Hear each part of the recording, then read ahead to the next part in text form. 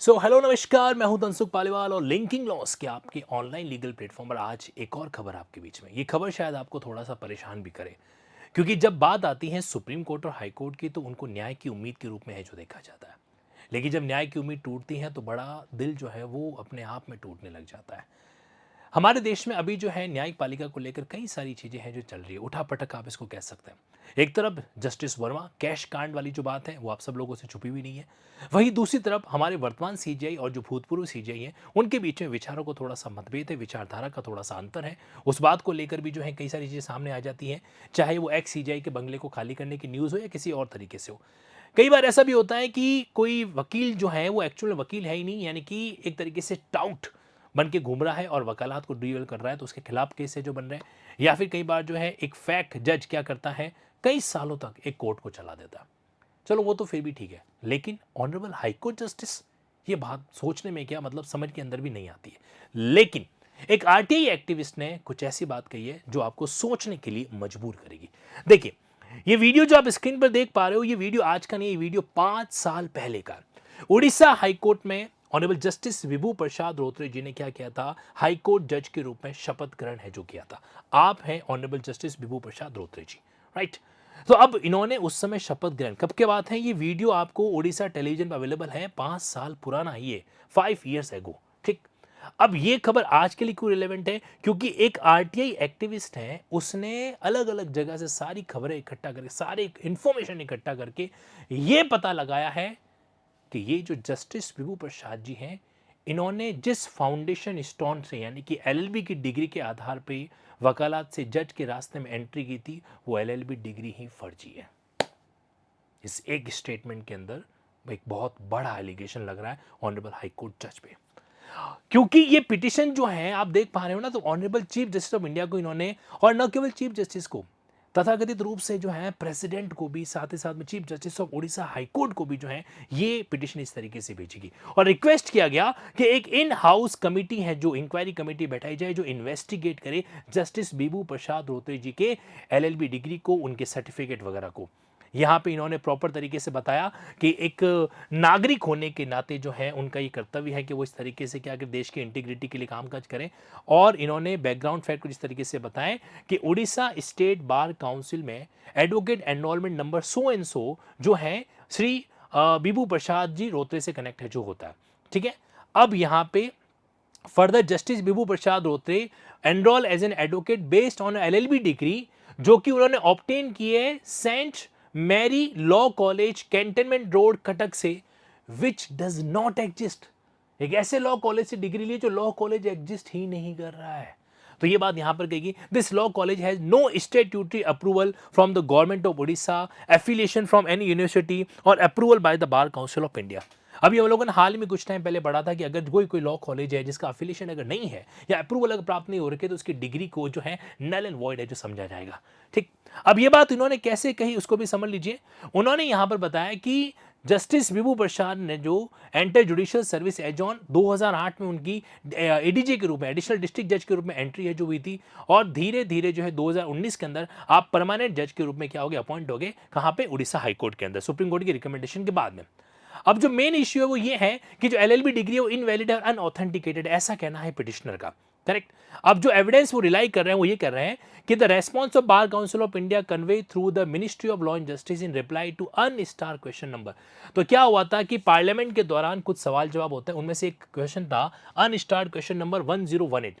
ये पूछा गया था किसके द्वारा, ये पूछा गया था उसमें सुखवीर सिंह जी, जामुनापुरिया और श्री रमेश बिदुरी जी।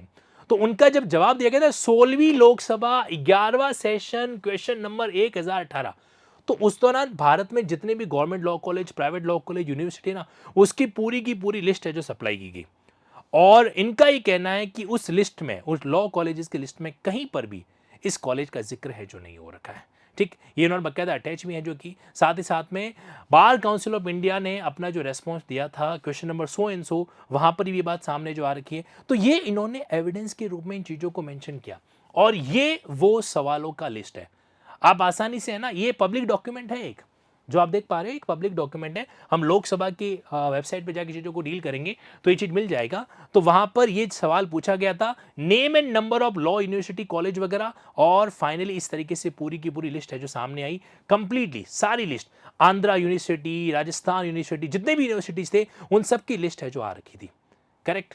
अब इन सभी लिस्ट में इस कॉलेज का नाम है जो वहाँ पर नहीं है, ऐसा कहना था पिटिशनर का। उसने लिंक भी दिए, और ये ऑब्वियसली बात है पब्लिक डॉक्यूमेंट का लिंक है। ये जो सेंट मैरी लॉ कॉलेज है, Cuttack was neither affiliated any university, ना तो किसी यूनिवर्सिटी से जुड़ा हुआ है और ना ही किसी मतलब बार काउंसिल के द्वारा अप्रूव है जो हो रखा है, नॉर परमिटेड और recognised by the so and so. तो अब इन्होंने यहाँ पर क्या किया, ये तो एक तरीके से जुडिशियल एथिक्स का सेक्शन 24 एडवोकेट एक्ट ही कहता है कि अगर आपके एलएलबी डिग्री नहीं है तो आप एडवोकेसी का प्रैक्टिस नहीं कर सकते। इतना ही नहीं, ये केस आया था बीसीआई वर्सेस रवि साहू, आपके 2013 का केस था, उसमें लिखा हुआ था कि लॉ कॉलेजेस जितने भी है ना वो बार काउंसिल ऑफ इंडिया के तो रिकग्नाइज होने बहुत जरूरी है। इस केस का नाम याद रखिएगा, बीसीआई वर्सेस रवि बाबू वाला केस था ये। ठीक, ये चीज यहां पे सामने थी। मैं आपको बकायदा ये बात डेटा टू डेटा इंफॉर्मेशन क्यों बता रहा हूं, क्योंकि कहीं न कहीं मुद्दा बड़ा सेंसेशनल है ना। तो जो भी बात करेंगे दस्तावेज के अकॉर्डिंग, डॉक्यूमेंट के अकॉर्डिंग ही डील करेंगे, ताकि जो है एग्जैक्टली जानकारी आपके सामने है। तो इन्होंने कई बातों का जिक्र किया, faith in the judiciary, honourable supreme court के पास है, time and again emphasise that judiciary is the bed rock of constitution. Public trust जो है जुडिशियल इंस्टीट्यूशन के अंदर जो है उसको एक तरीके से मेंटेन करना बहुत जरूरी है, सो एंड सो। और इन्होंने प्रेयर क्या की, एक इंक्वायरी कमेटी इन हाउस बैठाई जाए जो चेक करे, इन्वेस्टिगेट करे। इतना ही नहीं, जस्टिस विभू प्रसाद द्विवेदी को कोई भी जुडिशियल या एडमिनिस्ट्रेटिव वर्क असाइन नहीं किया जाए। साथ ही साथ में इंडिपेंडेंट इन्वेस्टिगेशन सीबीआई के द्वारा भी उनके रोल और अकाउंटेबिलिटी के बारे में जो जो इंस्टीट्यूट इन्वॉल्व हो रखे हैं, Orissa state bar council, government of India, higher education department of law department वगैरह, उनके संबंध में उड़ीसा पब्लिक सर्विस कमीशन वगैरह, इन सबको इन्वॉल्व करते हुए एक इन्वेस्टिगेशन सीबीआई के द्वारा है जो किया जाना चाहिए। ये इतनी बड़ी बात उन्होंने यहां पे इस पिटीशन के अंदर कही। एक बहुत पुरानी कहावत है, बिना आग के धुआं नहीं उठता, तो शायद कुछ तो है। और अगर पता चला कि यहाँ पे पिटिशनर के द्वारा एक बहुत बड़ा एक तरीके से मतलब जो है ऐसा एलिगेशन लगाया गया जिसका कोई रीज़न नहीं, क्योंकि पता है ये बात सोचने में समझने में सेट नहीं हो रही है कि यार एक बंदा हाई कोर्ट के जज लेवल तक पहुंच जाता है और उसके एलएलबी की डिग्री के बारे में किसी को भनक तक नहीं लगती। ये बात सोचने, बट कई बार कहते हैं ना कि कुछ सच जो है वो समय पे नहीं आते बट आते ज़रूर है। तो ऐसा कैसा मामला यहाँ पर है। अगर मैं आपको छोटी सी जानकारी दूं इनके बारे में, तो देखो इनका जो केन है, ये इनके आरोप लग गए। एडवोकेट 1994 में बने, 2008 के अंदर एडीजे बने और 2019 के अंदर आप जो है जो हाई कोर्ट के जज है जो बने थे। ठीक है, तो यानी कि ऑब्वियसली बात है, समय भी काफ़ी हो गया है। मेन मुद्दा है सेंट मैरी लॉ कॉलेज का। चलो हम भी ट्राई करते हैं, कुछ मिलता है क्या सेंट मैरी लॉ कॉलेज के बारे में, लेट फाइंड इट आउट। तो यहाँ पे मैंने सर्च किया, सपोज करो कि saint Mary law college, saint Mary law college Cuttack, तो वाकई में इसका कुछ अस्तित्व है भी या नहीं भी। क्या लिखा हुआ है यहाँ पे, एआई आंसर आ रहा है कि भाई सेंट मैरी लॉ कॉलेज जो है, ये तो खैर उन्होंने मेरे ख्याल से इसी के बारे में मेंशन जो कर रखा है, लेकिन ये किस यहाँ पे दिखा हुआ है, Saint Mary school of law. Saint Mary college तो नहीं, लेकिन यहाँ पे स्कूल ऑफ लॉ का जिक्र जरूर किया हुआ है। लेकिन ये कहाँ पर है, अगर इसको क्लिक किया जाए, कहीं ये फॉरेन यूनिवर्सिटी तो नहीं लग रही है, लेट्स सी। तो यहाँ पे इसको क्लिक किया जाए तो इसको यूनिवर्सिटी हमारे सामने आई तो है, और स्टूडेंट, एल्यूमिनी, फैकल्टी, स्टाफ, यहाँ पे अबाउट अस का ऑप्शन नहीं है जिससे पता चले कि यूनिवर्सिटी जो है वो उसके बारे में डिटेल है जो कुछ सामने आ जाए। तो school don't just teach law, we prepare to lead with degree including so and so वगैरह वगैरह। यहाँ पे जेडी, एलएलएम, एमजॉर वगैरह, अब ये जो डिग्रियाँ दे रखी हैं, ready to apply so and so, स्वाभाविक सी चीज़ें नीचे आ जाते हैं। शायद अबाउट अस के अंदर हमको कुछ और भी देखने को मिले, है ना। तो यहाँ पे खैर जो नाम लिखा गया था वो नाम तो अलग है जो आ रहा था यहाँ पे, कॉम्प्लायंस, एचआर वगैरह, रिपोर्टिंग, वेबमेल, कंज्यूमर वगैरह यहाँ पे आ रखा है। सेंट मैरी यूनिवर्सिटी, अब देखो ये कहाँ की है, ये यहाँ की नहीं है, ये तो बाहर की है भैया, सेंट एंटोनियो, अलग ही हो गया मामला इसका। तो ये तो यहाँ पे बैठती ही नहीं है। खैर बाकी इंडिया के अंदर जो है, आप लोग भी सर्च करके मुझे जरूर बताइएगा क्या ऐसी कोई यूनिवर्सिटी है, क्या है तो क्या वो अफिलिएटेड है, क्या अगर है तो क्या उसको अप्रूवल मिली हुई, क्या ऐसे तमाम कई सारे सवाल जो हैं वो लिस्ट में पेंडिंग पड़े हैं। ओवरऑल देखना बड़ा दिलचस्प रहेगा कि अब आगे क्या होता है। एक जज साहब ने बहुत सारे निर्णय दिए हैं, है ना, तो क्या वो सारे के सारे निर्णय एक झूठ पे आधारित थे, अब ये इसका पता तो ऑनरेबल सुप्रीम कोर्ट से बेहतर और कोई दे ही नहीं सकता। यहाँ पर सीजीआई बी आर गवई साहब के लिए एक और नया चैलेंज तैयार हो गया कि इस चीज़ को क्या क्या डील है जो किया जाए। मैं आपको जानकारी देना चाहता हूँ कि लिंकिंग लॉ जो है all over India judicial exam preparation के लिए जाना जाता है। एक यूनिक मेथड लॉ को लिंक करते हुए, सेक्शंस का इंटरलिंकिंग करते हुए या फिर बेरेट के इंटरलिंकिंग प्रोविजन को समझते हुए डायग्रामेटिक नोट्स बनाते हुए एक मोटिवेशनल, एनर्जेटिक और प्रैक्टिकल तरीके से चीज़ों को डील करना, ये आपको लिंकिंग ऐप पर लिंकिंग लॉस के माध्यम से देखने को मिलेगा। तो अभी इंडिपेंडेंस डे को लेकर आपके लिए कुछ special cost effective plan launch किए गए थे, जिसका आज रात को 12 बजे आखिरी आवर्ज होगा।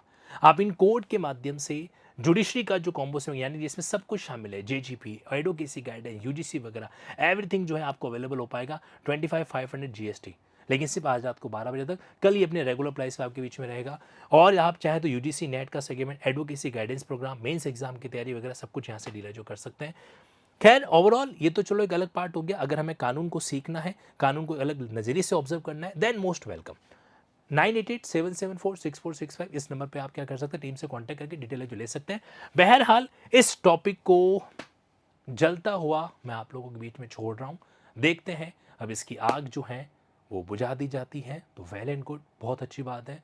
वरना ये एक तरीके से देखा जाए तो न्यायपालिका के लिए एक काला टीका जिसे न्यायपालिका कभी भी देखना नहीं चाहेगी, उसके समान है जो होगा। थैंक यू सो मच इस सेशन को बने रहने के लिए।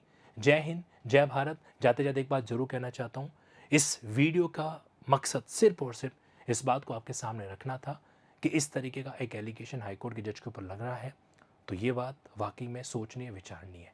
क्योंकि जहाँ पर सरकारी जॉब के अंदर अगर आपको एक प्योन भी बनना है ना, तो आपकी सारी डिग्रियों को इस तरीके से देखा जाता है, आपके सारे डॉक्यूमेंट को इस तरीके से देखा जाता है कि फर्जीवाड़ा नहीं होना चाहिए, है ना। अगर मान लीजिए किसी व्यक्ति ने आपके ऊपर कोई झूठा कंप्लेंट, झूठा एफआईआर भी कर रखा है, तो आपको लोअर जुडिशरी के अंदर से आउट कर दिया जाता है। फिर कोई व्यक्ति हाईकोर्ट के जज तक कैसे पहुंच सकता है? ये मैटर अंडर कंसिडरेशन है।